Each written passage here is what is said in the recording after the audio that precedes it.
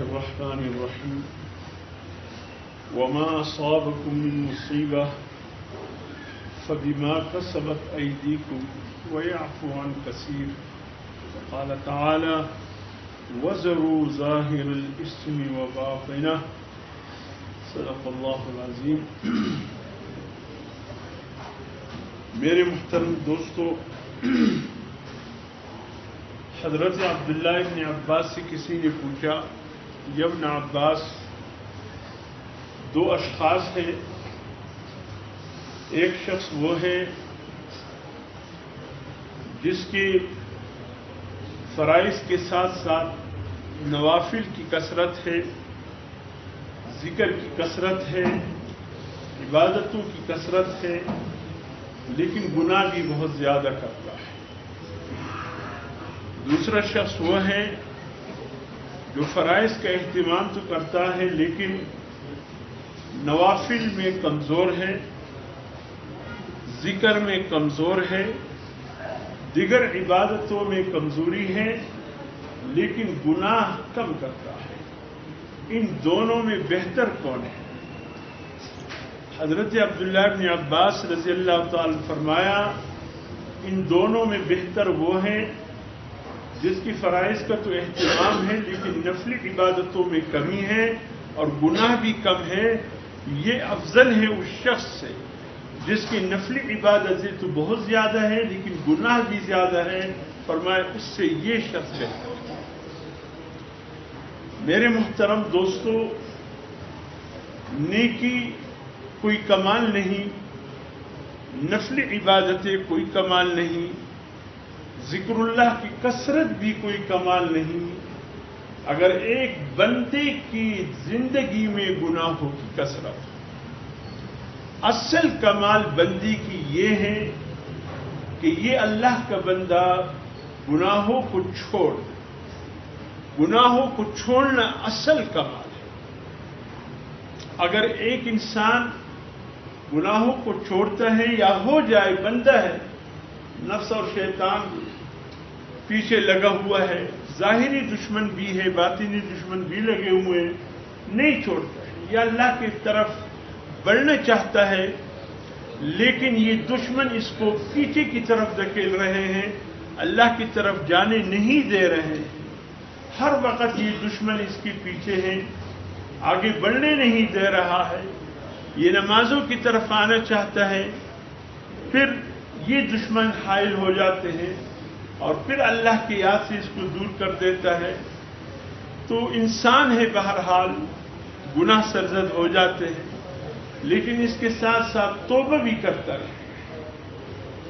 باز آ ہر آنچ ہستی باز آ، ان کافر گبر و بت پرستی باز آ، ان درگہ ما درگہ نا امیدی نیست 100 بار شکستی باز آ.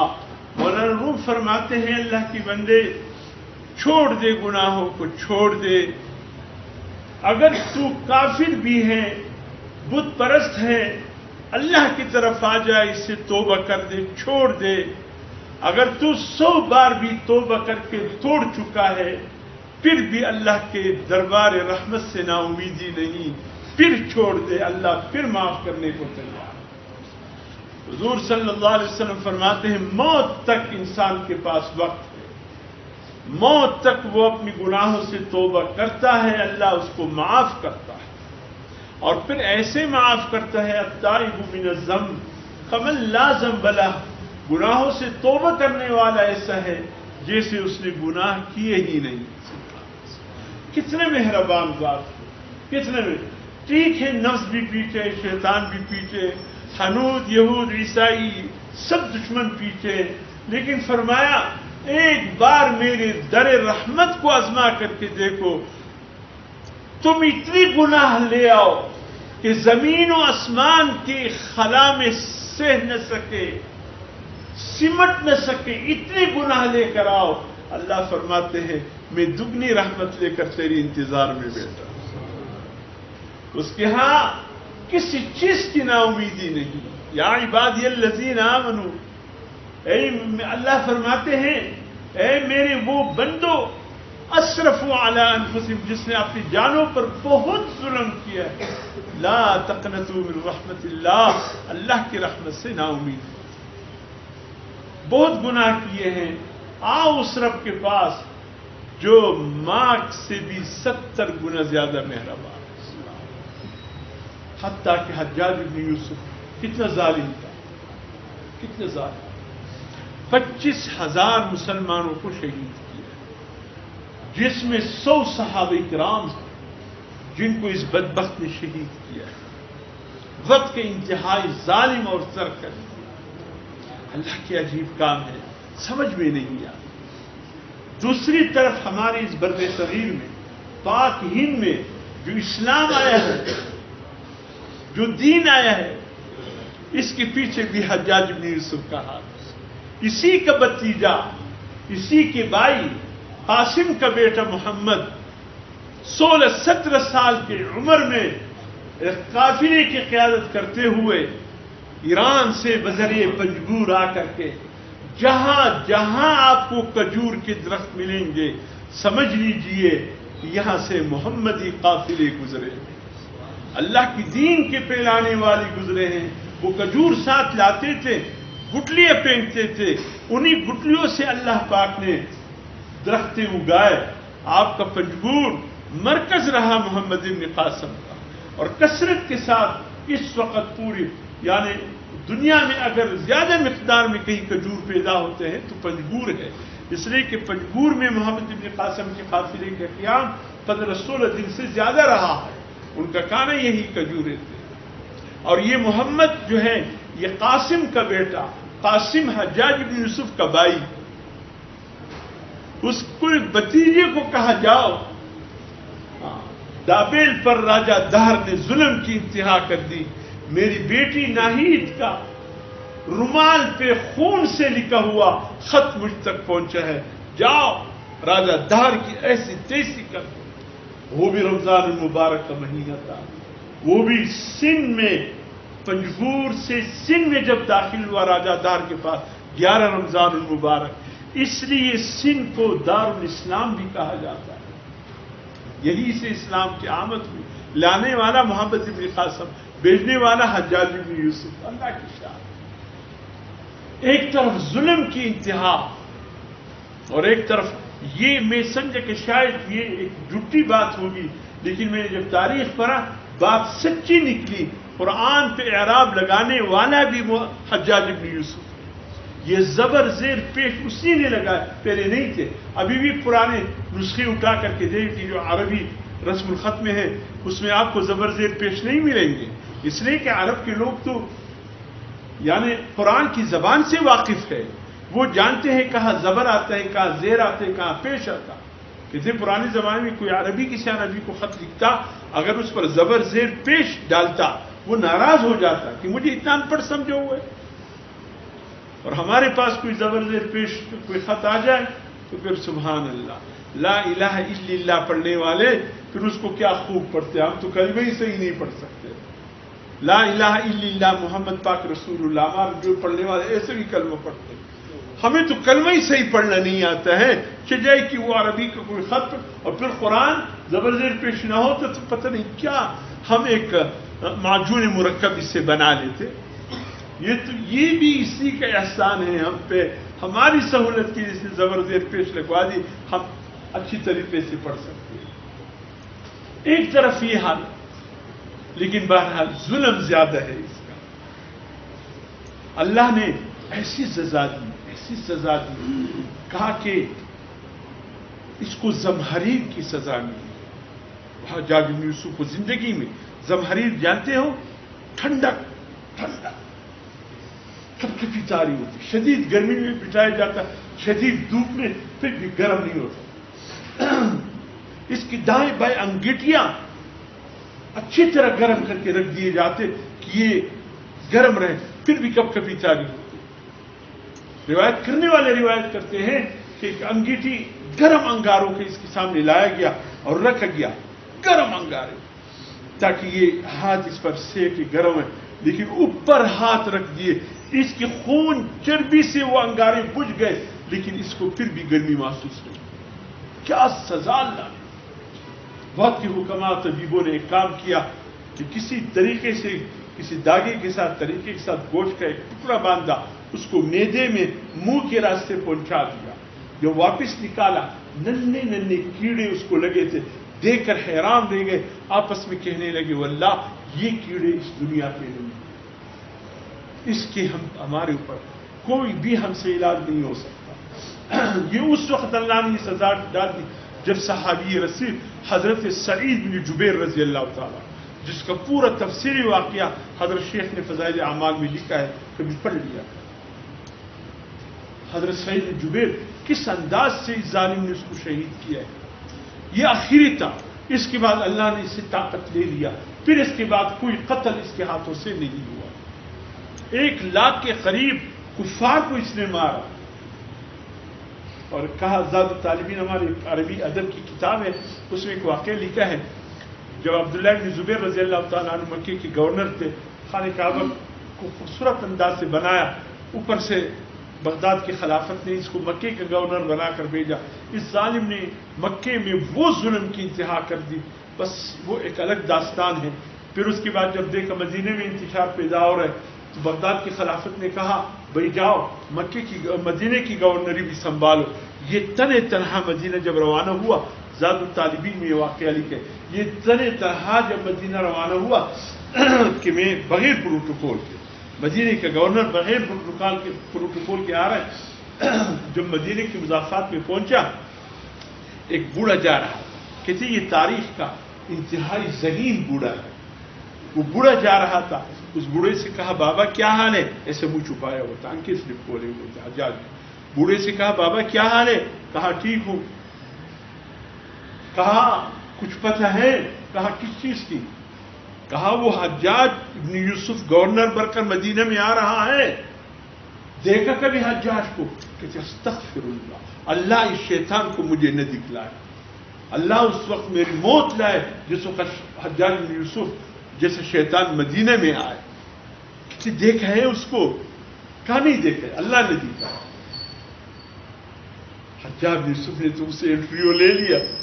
اب تو معمولی بات پہ, وہ تو قتل سے بھی کسی کو مارنے سے بھی ڈرے نہیں کرتا تھا, اب اس بوڑھے کی موت تو یقینی ہو گئی. حجاج بن یوسف کے سامنے اس قسم کی بات کرنا موت کو دعوت دینا تھا. حجاج بن یوسف نے اپنا چہرہ کھول دیا, جانتے ہو مجھے, کہا نہیں, انا حجاج بن یوسف, میں حجاج بن یوسف. بوڑھے نے جب دیکھا تھا کہ اب تو موت یقینی, اب تو کوئی راستہ بھاگنے کا, کہاں بھاگوں گا, ایسے سر کو ہلایا.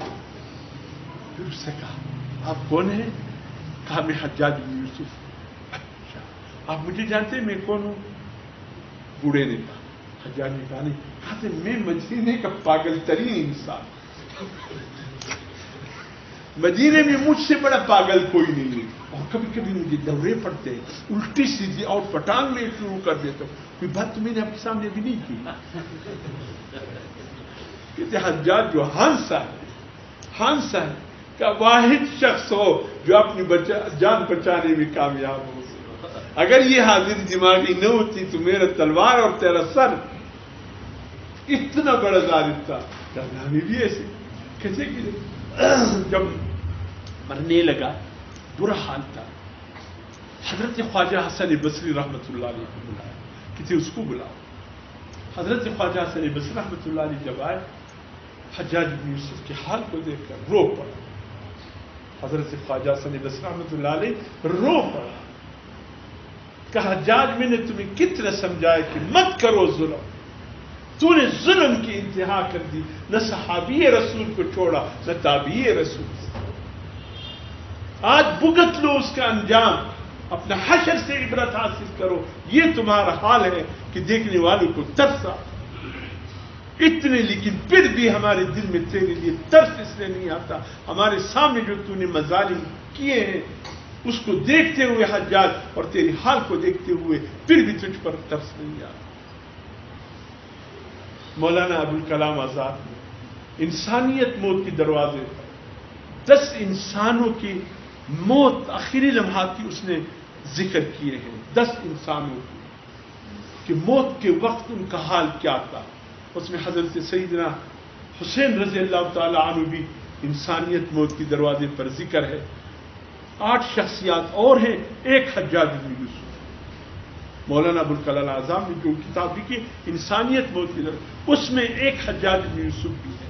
کہ حجاج بن یوسف نے خواجہ حسن بصری کی طرف ایسے دیکھ کر کہا، خواجہ حسن بصری رحمۃ اللہ، ہاں بتائیے. کہا کہ اگر میری ماں زندہ ہوتی اور مجھے اس حال میں دیکھ لی تھی تو اس کا کیا حال ہوتا؟ کہا تیری والدہ تو پاگل ہو جاتی، اس لیے کہ جتنے بھی بیٹا گئے گزرا ہو، والدہ اس حال میں بیٹے کو دیکھ نہیں سکتی. واقعی وہ ہوتی تھی، تڑپ جاتی تجھے دیکھ کر. کہا خواجہ پھر ہم نے سنا ہے، کیا یہ صحیح حدیث ہے کہ اللہ تو ماں سے 70 گنے بھی زیادہ مہربان ہے؟ خواجہ صلی اللہ علیہ وسلم، ہاں یہ حدیث تو صحیح ہے. فرمایا پھر خواجہ مجھے دکھ نہیں ہے، میں اپنی ماں سے بھی زیادہ 70 مرتبہ 70 گنا زیادہ مہربان ہستی کے پاس جا رہا ہوں اپنے معاملات. مولانا ابوالکلام یہاں پہنچ کر خاموش ہو جائے، کہتے اب ہم کیا کہیں حجاج. بس یہ کہہ کر اس کی روح میں آخری جملہ اس نے جو کہا ہے، انسانیت تڑپ. بہرحال میرے دوستو، اللہ تو مہربان ذات ہے، اس میں تو کوئی شک نہیں. لیکن بہرحال اللہ کا فرمان یہ ہے، اے میرے بندو، جب بھی تمہیں کوئی تکلیف پہنچتا ہے، کوئی ابتلا پہنچتی ہے، کوئی آزمائش پہنچتا ہے، یہ تمہاری گناہ ہوتی ہے. اور وہ سی باتوں کو تمہیں اللہ فرماتے ہیں، وہ سے باتوں سے تمہیں درگزر کر لیتا ہوں. وہاں سابق فبما کسب فرمائے وَيَعْفُو عَنْ كَثِيرٍ، بہت سی باتوں سے میں درگزر، کبھی کبھی حد سے زیادہ. حضرت عمر فاروق رضی اللہ تعالیٰ عنہ عدالت میں آئے. حضرت ابی بن کعب حضرت عمر فاروق کے وزیر اعظم ہیں، یا پھر قاضی القضاء، یا پھر سمجھ لیجیے سپریم کورٹ کے چیف جسٹس حضرت عمر فاروق کی دور کے. حضرت ابی بن کعب کے سامنے ایک چور لایا گیا. چور پر چوری ثابت ہو گئی اور تمام چیزیں دیکھنے کے بعد حکم ہوا اس چور کے ہاتھ کاٹ.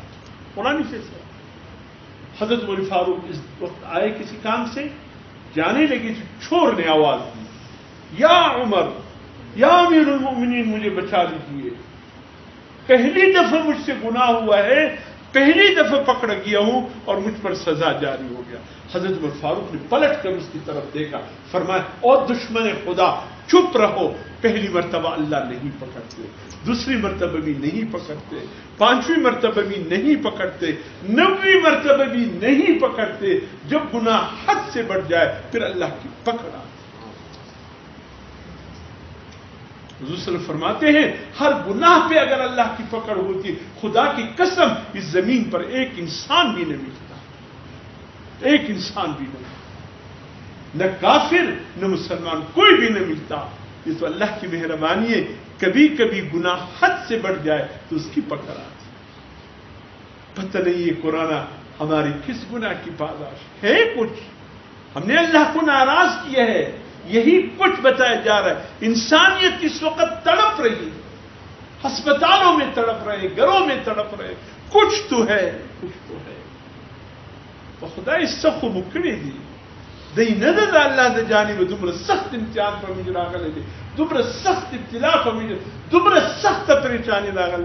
تو خدای دہی ندا زمین گناہوں پر ڈیر ہوئی، زمین کا گناہوں دی گناہوں نہ بیچ دا اللہ دا برداشت سے زیادہ سوی. اللہ تودری لی اپلائی for some وزلزلوا زلزالا شدیدا. ما ترازی وسم کا فرشتہ سرا دا گناہوں دا ابتلا دا ازمائشات میں وینو کننم دا اللہ پدر کی سر چیدو. تو خدای اللہ دمر مہربان دی دا گد ازمائشون بزمش سر لیری کی. دا پا دوا ندا، دا پا انجیکشنوں ندا، دا صرف پا توبہ دا، صرف پا توبہ. تیرا سا اللہ تا وجانو دا روزی میاشتا اللہ مہربانی کون تا وسم تیار دی، معاف کون تو وسم تیار دی. دا گرد آزمائشون پریشانیانی اللہ وسم زمشتن نیر کولی سی بش خراس ہو. اللہ خرازی کو بدا حال کی بیا دی بوکنو دی ډاکټر ته ولاړ شو هغه کار کوو چې د نه کېدوي دا میر دی چې تیرا سے اللہ تک پیوار راسو رجوع کو اللہ کی طرف تو آ گیا. یہ ازمائشات تو اللہ کی طرف سے ہے, یہ ابتلا تو اللہ کی طرف سے ہے, یہ وبائیں اللہ کی طرف سے. آؤ اس در کے پاس. حضرت موسیٰ علیہ السلام سے اس کی امتی نے کہا یا موسیٰ اگر ہم یہ تصور کریں اللہ کے ہاتھ میں کمان ہے دائیں بائیں اللہ تیر چھوڑ رہا ہے تو اے موسیٰ جائے امن کہاں ہوگی؟ چاروں طرف اللہ کی طرف سے تیر برسے جا رہے ہیں, امن کی جا ہے. موسیٰ نے کہا ہاں, موسیٰ علیہ السلام نے کہا ہاں امن کی ایک جگہ اب بھی باقی ہے اللہ کے قریب. تیر دائیں بائیں چلے جائیں گے اللہ کے قریب تیر نہیں آئے گا. اس وقت ایک جائے امن ہے کہ ہم اللہ کے قریب, اللہ کے قریب توبے کا سہارا لے, استغفار کا سہارا لے. تم پھر دیکھو اللہ کیا کرے. استغفار کی بدولت اللہ راضی ہو جائیں گے. اللہ جب راضی ہو گیا تمام پریشانیاں ختم. بس یہ ایک ہی درخواست.